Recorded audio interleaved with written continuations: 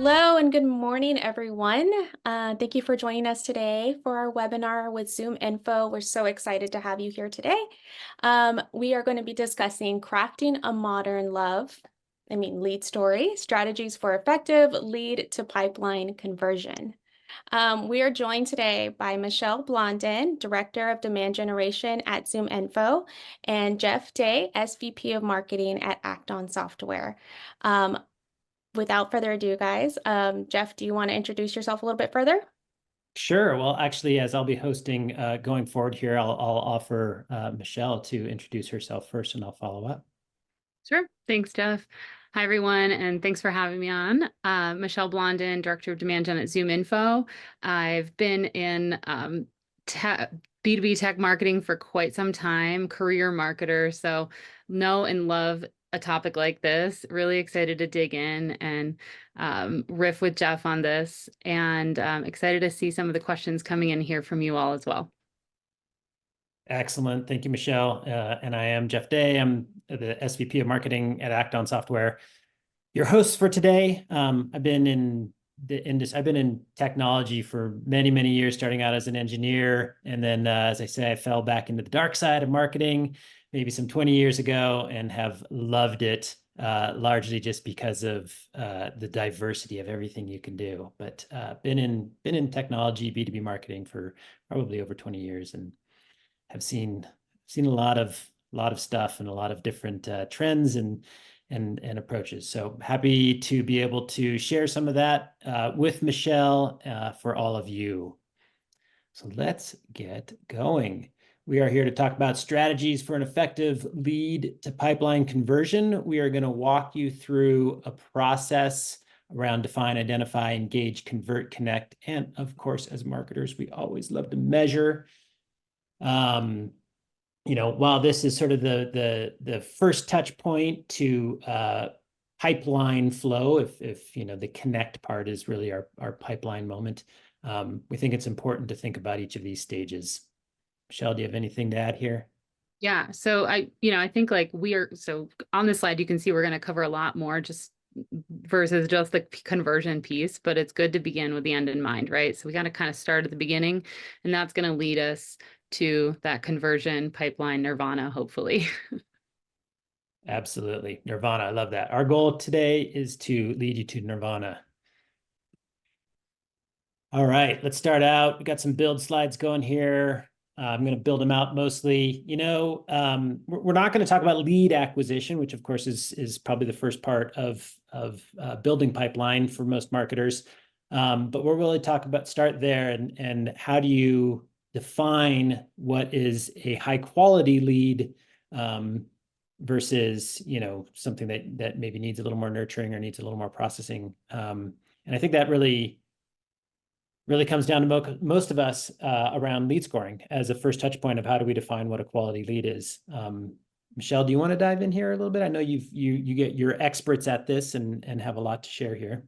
Sure. Yeah. Let me take a stab at it. So I think, generally speaking, like Jeff said, we're not going to go into the acquisition, right? I think we could probably cover a whole webinar on that alone. Yeah. But once you have people kind of coming in, it's really important, I think, in most of our worlds to define what good looks like, right? And maybe even focus in many cases on the quality over the quantity. Yeah, of course, we want to fill that top of funnel, but we want to really push through and focus on good quality. So one of the exercises that I've done many times is defining an ICP, and that often goes along with, it's a marketing exercise along with sales, along with executive, sometimes the whole company is involved, right? It is often very focused on the demographic. So like what's the right industry, company size, who at those accounts are going to be our real key buyers or focus. By title. They very much have to do with the firmographic too. So again, what that company or what that ideal account looks like. Behavioral, this is probably what we often gravitate to thinking of first when it comes to lead scoring, what they're doing, where they've come from, what they're engaging with. Are they searching, surfing around on our website, filling out forms. So there's a bunch in there, and I've built some models in the past. I'm sure, Jeff, you've had many as well, that look very different depending on your company, and it's going to always be very specific to your business, right? So it's not any one size fits all, but you're going to want to have those good conversations within marketing, across the aisle with sales, and perhaps, across with product executives, et cetera. Yep, totally agree. And we follow the same basic model as that. I wanted to follow up and in the firmographic score, we often use revenue to indicate company size. You can also use employee count, or things like industries that they're in if you're trying to sell to a specific industry. So all those would go into like a firmographic and demographic score. And then behavioral is really a way of measuring engagement, as Michelle said. I think the maybe one of the pro tips or whatever is like, don't be afraid to get into it and just do it. Don't worry about whether you get it perfect out of the gate. It's actually it should be a very iterative process that you're tweaking constantly, and it's all relative. Like, you can pick whatever that score is, that's your threshold for MQL, doesn't really matter. And then you build a scoring model that you feel is right.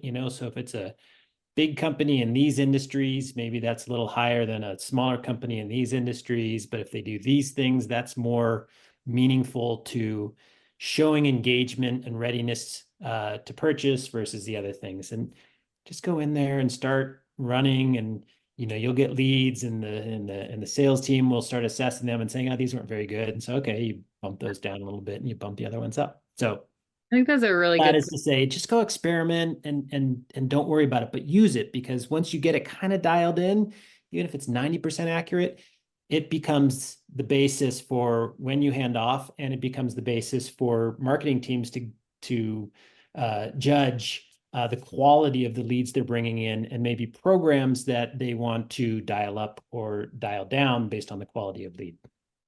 Yes, totally. And I think I like what you said there, Jeff, like start a little more simple and iterate. And, out the gate, it's probably really important to just not overcomplicate, Exactly. and have too many dimensions, because you then won't know exactly what's working well, and it'll be much more difficult to figure out what's working for you. And start simple, build from there. I think is a good, Totally. good, I mean, really, you can do no wrong. If you don't have a good lead score today, or any lead score, putting out some best guess on what you think a quality lead score is going to be better than what you have today. So all you can do is improve, right? maybe you're, really sophisticated and you have what you feel is a good model. I still think iterating and maybe checking Oh, in yeah. on that on a regular basis, super important. Yeah. We do that with our marketing ops team, our sales team. We kind of have input on a quarterly basis. So Good. And so let's talk about this magical buzzword, predictive lead scoring. It's been around actually for a long time, and I think it's very much improved its capability and its credibility. I know when it first came out, everyone was like, well, I don't trust it. And I think that might be the sentiment to some people still, but it's been around long enough that it's proved itself, and it's proved its accuracy. Do you have experience with predictive lead score, Michelle? You want to dive yeah. in? So long ago, it feels like now, I worked at LinkedIn actually, and we had a propensity score, which was essentially a model that was built alongside with our analytics team and our marketing ops team. And it did exactly that, where it kind of looked at your propensity to engage with us and travel through the funnel.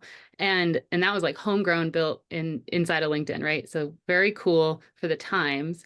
But it totally has evolved massively since my time there, which I realize is longer than I care to count. Time moves fast. But with AI here now, like, this is something that I feel like you have to kind of embrace, or you're going to be left behind. I think you kind of have to lean into this. These models are getting incredible.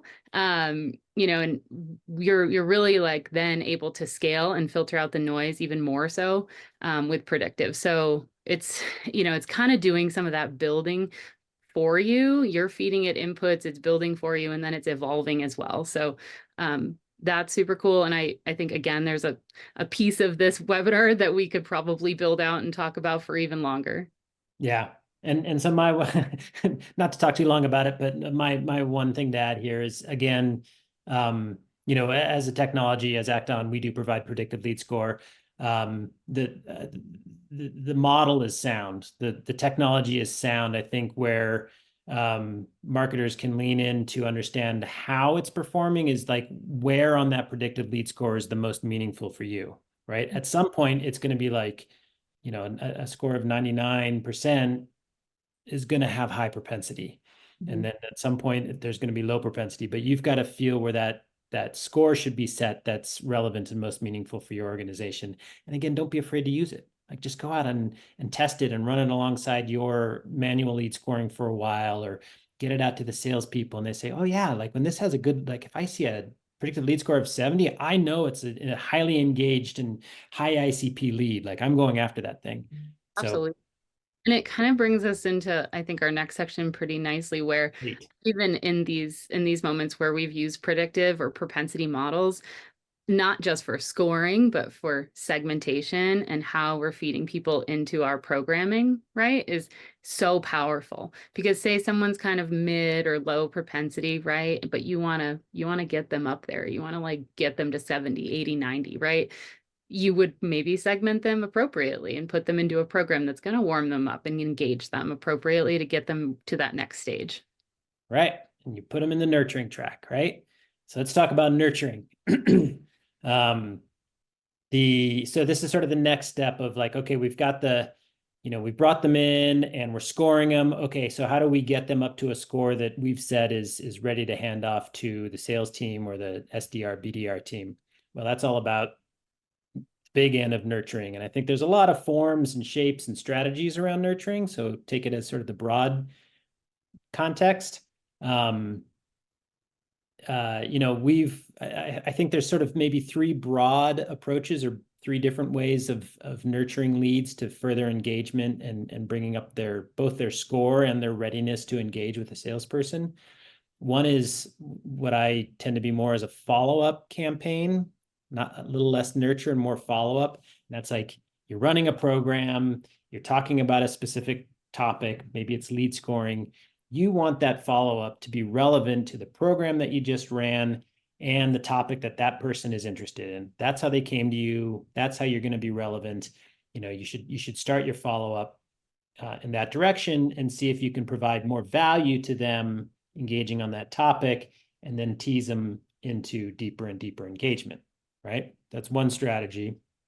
The other strategy is more around aligning your programs to top of funnel type engagement and contact, and middle of funnel engagement and content, and then bottom of funnel. And the idea and the strategy here is aligning more to where they are in the buying cycle and not trying to push them too fast into a demo or a sales engagement, but giving them content and engagement that helps them move through that process until they sort of self-select and say that they're ready. So top of funnel could be more topical and all these different things we're talking about and high value content. Middle of funnel is trying to help them understand their buying process and maybe certain things that they need to check off in the buying process, TCO analysis, vendor analysis, features and functionality, video demos, whatever that is. And lower content, bottom of funnel will be more validation and building a business plan and stuff like that, right? Yes, I love that. Yeah. Yeah, I was gonna say as far as that bottom of funnel goes, one thing to know about me is I love webinars, but I want to make sure those of you out there can walk away with like little tips or tricks that maybe you could like take back and implement right now. Something Excellent. bottom of funnel that I've found works really well in my past, and I'm really excited to test it out here at ZoomInfo, is what we've called an in-market nurture. And it is a bottom of funnel nurture. It's a little email drip program nurture, I guess maybe is even a more sophisticated like name for it. But it's basically taking someone that has that like high lead score. They might be in market if you're using a tool like ZoomInfo and they're in that, like purchase stage. It doesn't matter. However you have decided, if they've like signed up for a demo or filled out a pricing form on your website, you might pull them into this in-market nurture and give them some of that lower funnel content to get them super, super ready and primed and excited to talk to sales. That's one that I've found has been super helpful and accelerates people right over to conversion, like into an actual demo with sales. So just a quick tip, wanted to share something kind of practical that you could take back maybe. It's a great idea. Kind of sounds like striking while the iron's hot, right? They've Totally. already expressed strong interest. Let's follow up quickly with some more information and try to lock it in. I think the third way that we've approached things and have done in the past and can be very effective is aligning more around the sort of demographic information. So if you're industry specific in your marketing or your go-to-market, if you're title specific or any other market segment specific, you can create programs that talk that language and provide that content. And so if that's a very meaningful go-to-market approach for you, then you should build your nurturing programs around that, or at least considering that.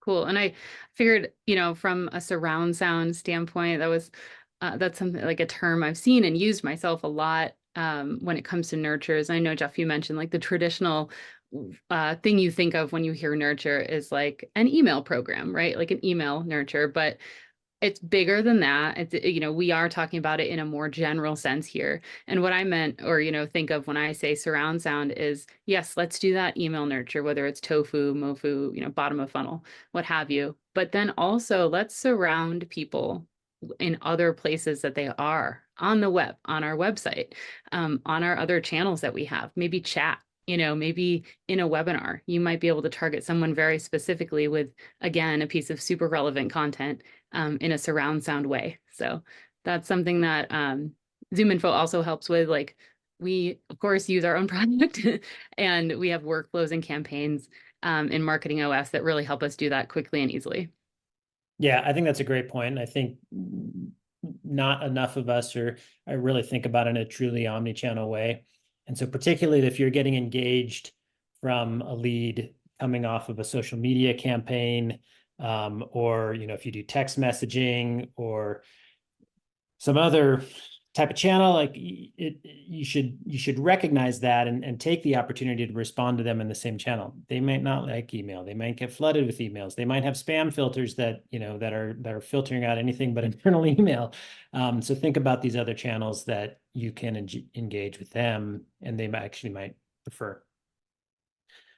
And then I think the last piece around this, as we're probably going to state in every section of this, is go experiment and iterate and measure and tweak and adapt, right?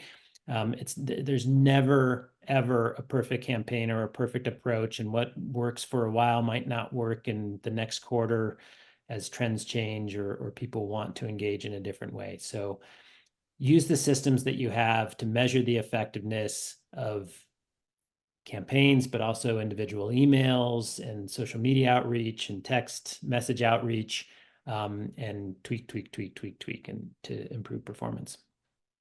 Cool. Yeah, I think this section is kind of one where if you're getting it right, you start to realize the whole is greater than the sum of the parts kind of thing. You have that like resounding effect across your channels ideally. So yeah, and you just made me think too. Sorry, we're kind of lingering on the slide a lot, but I guess it is the meat of the conversion from lead to pipeline. I want to go back to the comment you made. It's quality over quantity, right? Quality. You've got to be relevant to the lead, the person who first, opted into you. You got to reach them on their topic. You got to give them information that they want before they're going to engage with you. I think too many of us marketers tend to come out and be like, oh, I want to drive you to an engagement. I want to get you to, book a meeting with us. Book a meeting. Like, well, why do they want to book a meeting? What are you giving them that entices them to book a meeting? And how have you gained your credibility in a way that they're going to want to book a meeting with you? So think about, how can I help them in their buying cycle and their research cycle on whatever it is they're interested in, and lead them down the path to engage with you more and more and more. Totally. And it's a little bit like relationships in your life, right? Like meet them where they're at. Maybe a little nod to our Valentine's Day theme. There you go. Meet your buyer where they're at. And I think that you've said that really nicely, Jeff. Good. Thank you. All right. I think we move to our next section. Build this out. Is there one more? Nope, went too far. All right. Conversion. This is really the stage where you're handing off that high quality, high lead score, beautifully nurtured lead, this perfect box of chocolates to go with the theme, over to an SDR team or a BDR team so they can follow up and make that final qualification and engagement, personal engagement. And so I think, some of the themes that we have going here are common. You got to rise above the noise. It's got to be relevant, personalize, make it easy on the buyer, provide value. Michelle, where do you want to dive in first? Oof, yeah, this is it's a big one, but I think a lot of this, like we as marketers hear about these little pieces all the time and then some. Um, so all of this is near and dear to my heart. I feel like from the last section where you're in theory like surrounding people, hopefully on their terms, meeting them where they're at on their digital channels or wherever, you're also doing so with tech, making it Yeah. easy to get whatever it is that content is, making it as frictionless as possible. You're not adding to the noise. Hopefully you're adding value, you're being personal. Ideally it's accurate. I have a little, it's like we do hesitate, I think, sometimes going crazy with personalization because there's some scary statistics out there that like most of the time you're getting it wrong. And so you really want to make sure you have a good like data foundation in place first before you go deep into that. Because that could be that's one of those things, if you get it wrong, it's really bad, right? Yeah. And then yeah, like I said, providing value. So that's a one I think that's like so easy to say, but much harder to deliver on. Because oftentimes like we're assuming that someone might be ready for this piece of content. But what if you flip that around and say, hey, why don't you come and like it's like Netflix in here. You can browse and find the content easily as you wish, and you can look at categories and get right down into the exact kind of piece of content that you need, whether that's a solution guide or a report or a customer success story that's like just like one in your industry. So I think all of that is like so ingrained in many of us, but it's much harder to deliver on. So um, that's the challenge in this stage for sure. Yeah, so much good information there. I'm dying to follow up on, but I think that the two meta points that you're hitting on is, rise above the noise in terms of personalizing and being relevant and offering them something that other people are not, and then providing value again, right? Which is this like you gotta meet them where they are. You gotta guide them down the process as opposed to forcing them, pushing them down the process. And so how do you give value and saying, hey, here's some more information? As you say, here's a bunch of resources we have on our website or even outside of our website that might be useful to you if you're investigating this topic. Like you don't have to follow up with me, or like, I'm here to help you. How can we help you? Right. I tell my BDRs that a lot. I think there's probably, Um, there's also a lot to probably be said about the tech that we may have at our fingertips, right? Whether that's your marketing automation tool or something that you can build with your ops team to like craftily build something that's frictionless. So I'm sure you guys have a lot of examples of this, but we try to remove forms on all of our content by having just like hidden forms in the background and or just getting little pieces of information along the way. So maybe it's just email, instead of a big long 10 field form. So there are ways I think operationally that you can think about doing a lot of this and still make it a really great experience for the user or the end the buyer. So yeah, I think that's great. I do want to dive in a little bit more about the personalization. I think this is so critical. And it's a key element to how you rise above the noise, right? I probably get 100 prospecting emails a day as a SVP of marketing. And, most of them just like, I'm not even looking. Like in the subject line, in the first line that shows up in my email, like if you're not talking about something that I'm interested, I'm just delete, delete, delete, delete, delete. So the way to get above that and rise above the noise is personalize, which is, tell me that you know exactly who I am and why I should be interested in whatever you have that you're telling me. And provide something of value, provide something of relevance. Like, hey, Jeff, the latest trend in whatever lead scoring, predictive lead scoring. We've got something, right? So whatever it is, got to use the information that you have on hand. ZoomInfo provides a ton of information about companies and contacts and, intent scores and topics that they're researching that can be useful to this engagement. You can also use all the other tools that you have, on the internet, a Google search, LinkedIn. We all have access to LinkedIn, right? So I just really implore people, please, from me, if you're contacting me, make it relevant and make it interesting and not just the generic follow-up. And I think teams will be much more successful in engaging with their target prospects that way. Yeah, absolutely. That personalization piece is like a step beyond the data piece, right? So it's like, let's have a really solid data foundation, and then we can have a personalization strategy. It's funny that there's a balance. I suppose that there's a fine line. One of my BDRs is super successful and wonderful at crafting very personal, friendly emails. And she has a high engagement rate because they are individual and they're personal, and sometimes they include GIFs and, things like that. But another member of my marketing team recently got one where they, it was kind of creepy. They were talking about, hey, I saw you played the clarinet back in high school. I play the clarinet. Do you know this concert's coming to your town? And we're kind of like, ooh, okay, that crossed the line. That's kind of creepy. Yeah, I So went down a rabbit hole for sure. right. So I hope that person's not on this call. I know there's millions of viewers listening to this call right now. My apologies. But I think the target is to be personal, but also relevant to what that target is actually interested. It's not about the clarinets. It's about how can you help me do my job, right? Definitely. Help me solve problems. Help me solve problems. Okay. Connect. And this is really about the marketing to sales handoff. And the final piece in providing pipeline, right? So for the title, we're all about delivering more pipeline.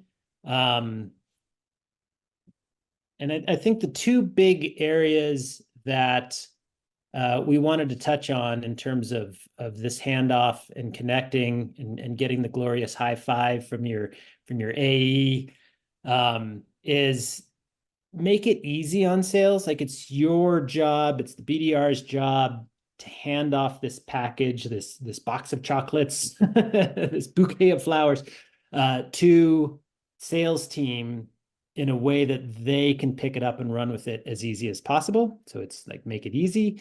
And at the same time, give them all the information they need to be successful, right? And there's two sides of that. And I'm going to let Michelle dive into some of the details and her thoughts.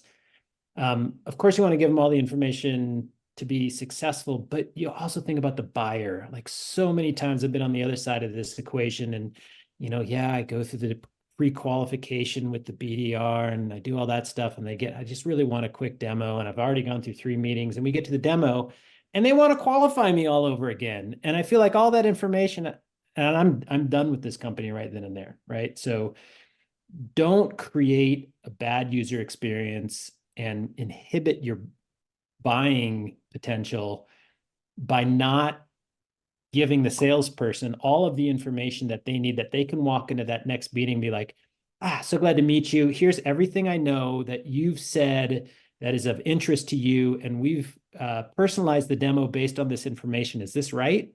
And that buyer is going to be like, oh, that's awesome. Yeah, thank you very much. That's exactly right. I'm glad you guys are paying attention. Refreshing. Yeah. Yes. Yeah. So make it easy and provide good intelligence. I'm sure you've got tons to share on this. Well, yeah, I mean, I love both of those points. So make it easy. That's That's huge. And that takes some time to research though, so if you're a marketer and you want to make it easy on your sales team and actually nail that handoff, you got to find out where they like quote unquote live. And I mean the systems that they spend their time in. Probably the CRM, looking at the campaigns, looking at the people coming in and what their status is, what their lead scores are, what they've done, all of that. But like, make sure, ask those questions. Maybe they respond really well to alerts, and that could be in the form of email or Slacks, knocks on their desk. I don't know, figure out how to get through to them and make sure that they're getting these alerts or the information. Maybe you're building reports for them. You templatize something, you clone it every time, and then they just know exactly where to go in your CRM and find it easily at their fingertips. So I have done a lot of discovery in that way here at ZoomInfo because we have a lot of systems and we also have a pretty big sales team. So it's also likely that not every single person functions exactly the same. They may have different workflows, different processes, depending on the team. Your SDR team, your AE team, your AM team, all very different, all going to function differently and have systems and kind of methods they prefer. Unfortunately, or fortunately, it's your job to go find out and hopefully meet them where they're at as well, get them that good information in the places that they live at work. Yeah. And I think, it starts with good alignment.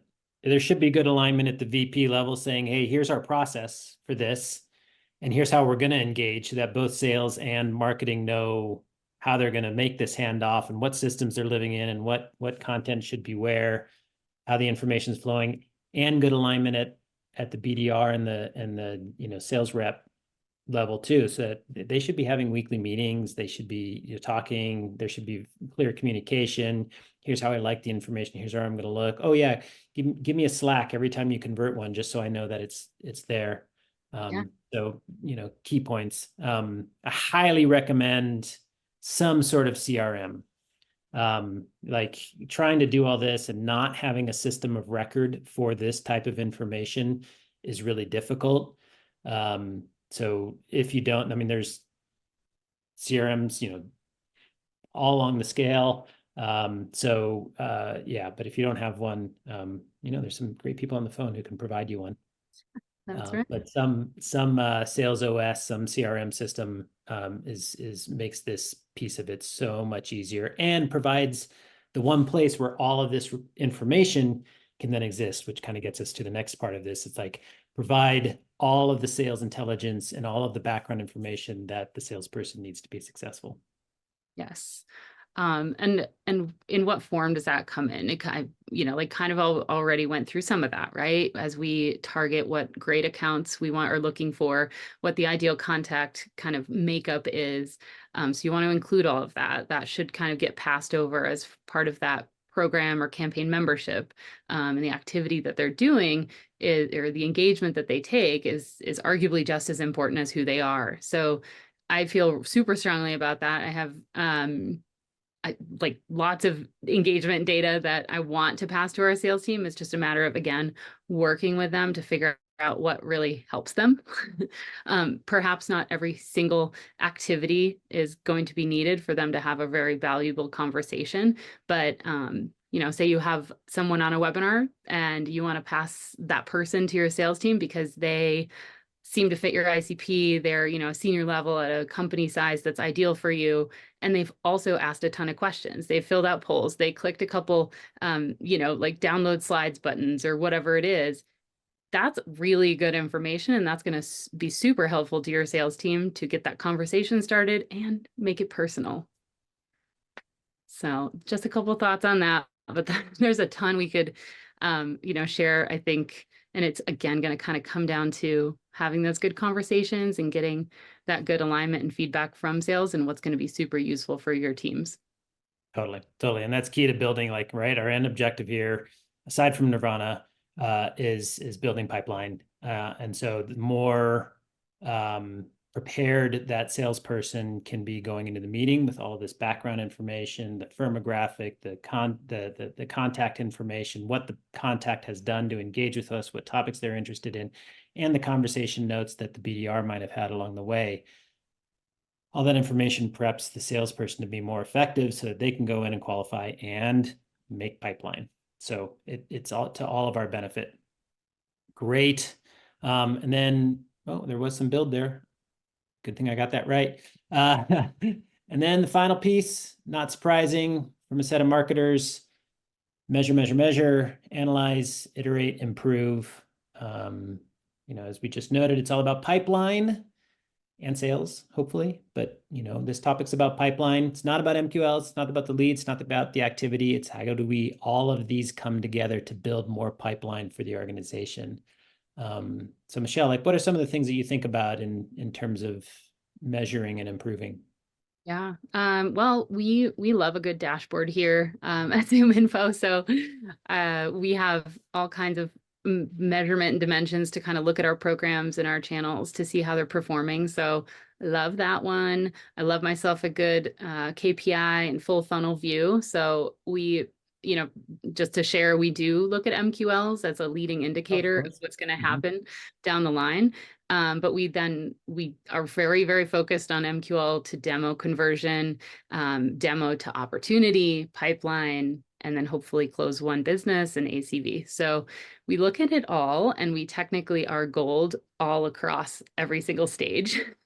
And so that makes that collaboration and alignment with our sales team all that much more important, because it's not about just hitting our MQL number, that's not good enough. Yeah.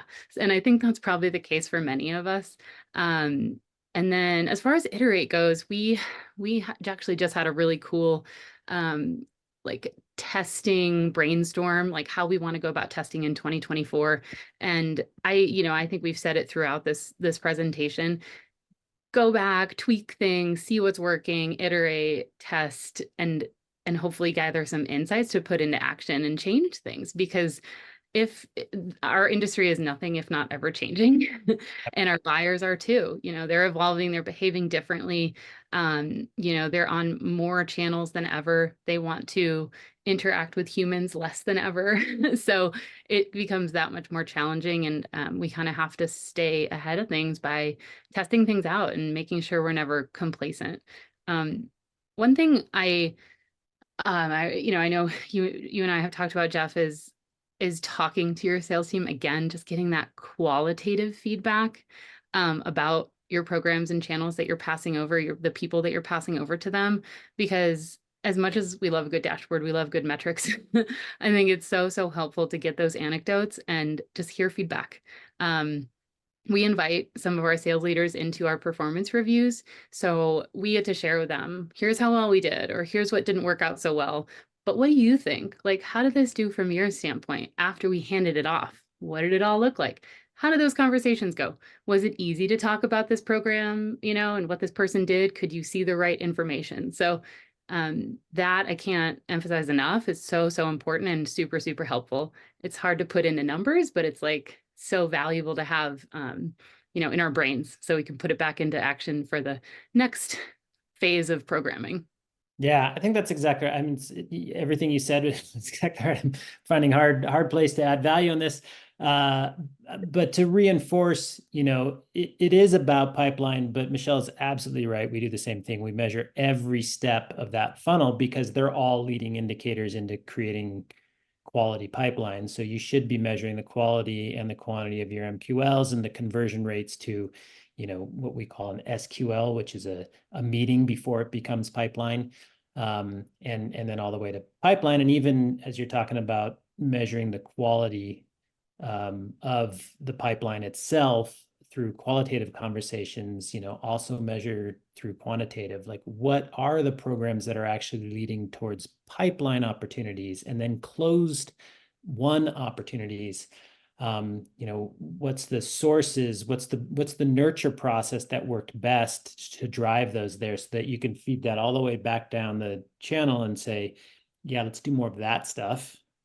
And the other stuff, we need to improve. So it is good to measure it every step of the way, recognizing, I think the point on it's about pipeline, not MQLs, is not that MQLs aren't important, but don't just stop, don't stop at measuring MQLs. Don't just measure MQL as marketers, you really got to look all the way down the funnel and see what's driving pipeline and closed one.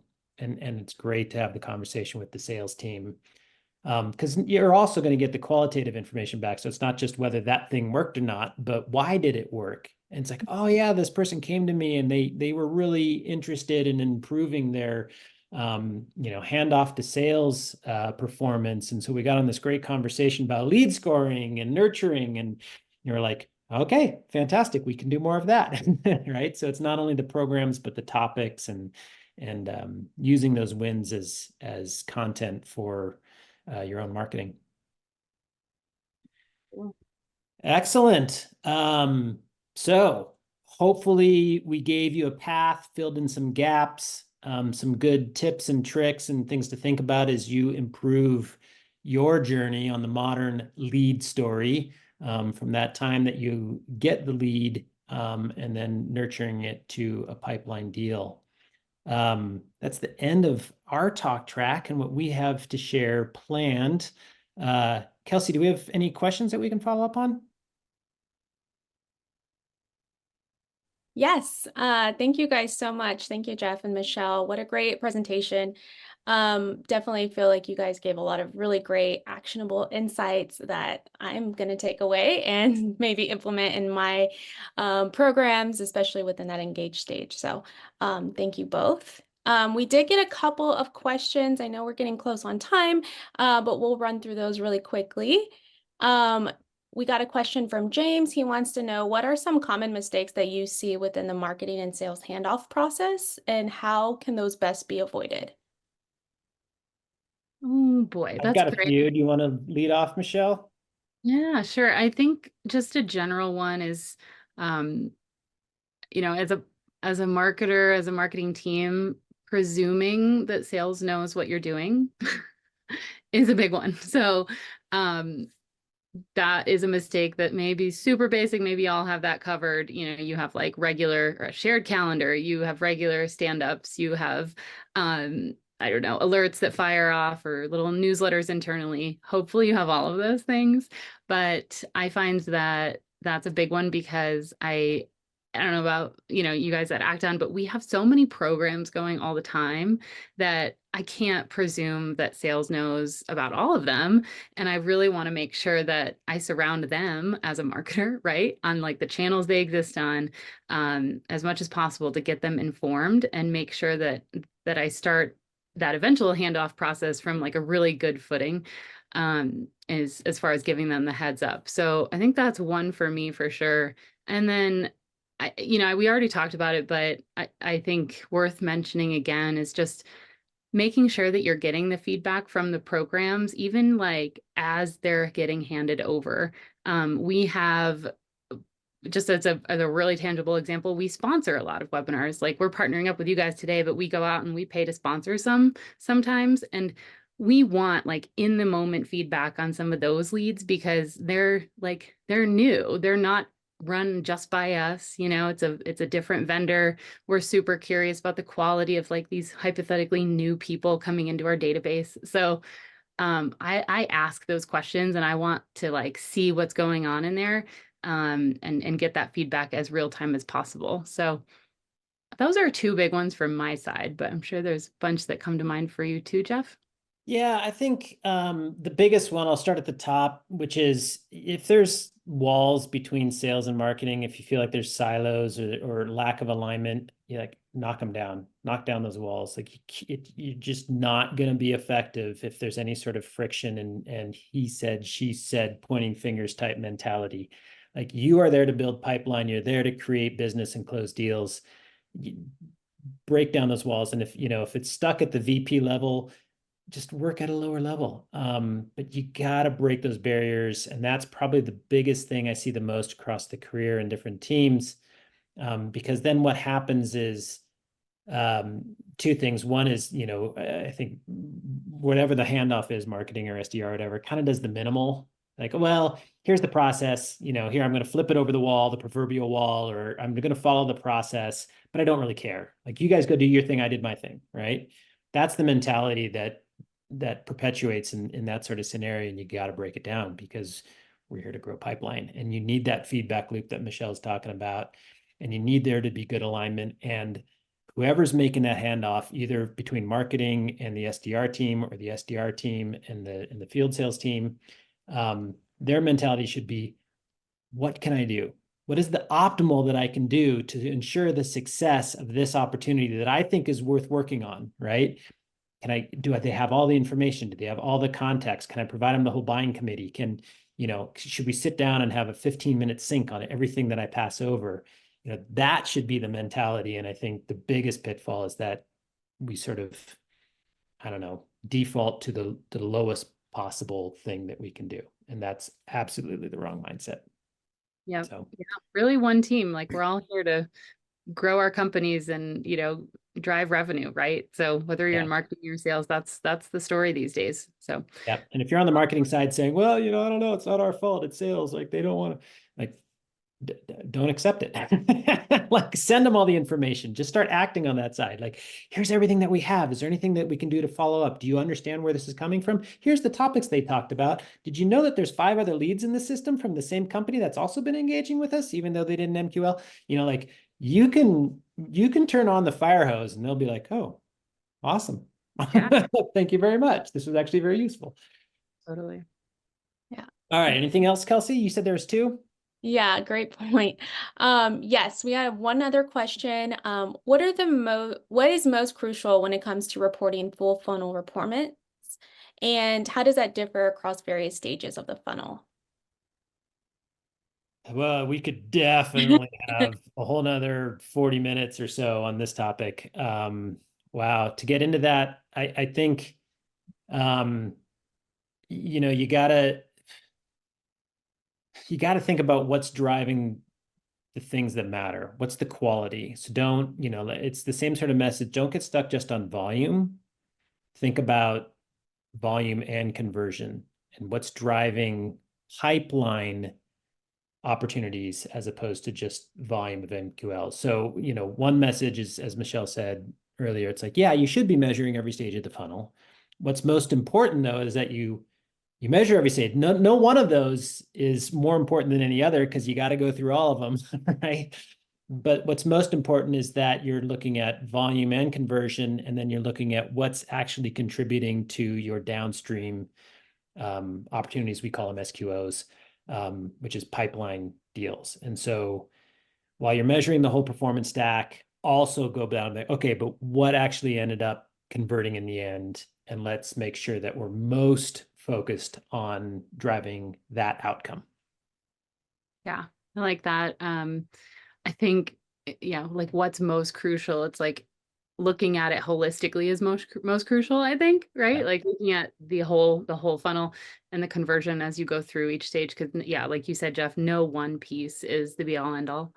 Um, and then I was gonna say, going in and doing, if you have the luxury of time to do this and have, maybe some partners on your like marketing ops or sales ops side or analytics, going in and doing an opportunity analysis, like or a win-loss analysis, and kind of reverse engineering. I think you were kind of getting to this earlier, Yep. Jeff.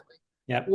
What really goes into a great close one deal, and how can we make that happen again, again Yep. and again and again. So I think that's like getting a little off of the exact question, but figured I'd mention that because that could be super useful and powerful too. Yeah. I used to, so I think I mentioned I was an engineer at first. And so I've always thought the science side of marketing, it's simple arithmetic. It's volume times conversion, volume times conversion. It's leads to MQL to, a BDR accepted lead to a pipeline opportunity. It's simple math. Any point along there, if you can improve performance on volume or conversion rate, you're improving your pipeline conversion. So do the math, figure out where you might have highest impact in improving conversion or outcomes. And there's your most crucial point to look at this quarter. It might be someplace else next quarter. But it's another way of looking at sort of where should we be focusing our attention. And with that, thank you guys for joining and have a great day. Thank you everyone for spending your time with us. Thanks all.